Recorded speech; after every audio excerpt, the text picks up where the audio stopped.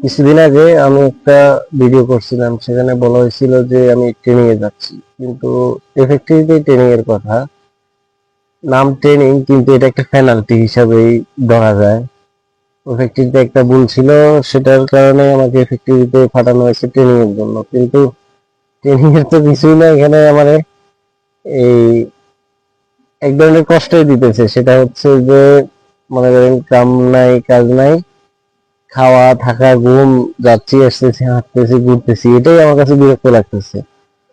যে এই সকালে উঠা এক জায়গায় এসে বসে থাকা, বসে মোবাইল টিপা, তারপরে নাস্তা করা, আবার এসে সেই মোবাইল টিপা, ঘুরা ফিরা, এটা মানে পেনাল্টি হিসেবে আমার কাছে মনে হচ্ছে। এই পেনাল্টিটা হচ্ছে ভালোই, আর ভালো লাগতেছে না এই পেনাল্টি। এক ধরনের কারাগারেই আছি।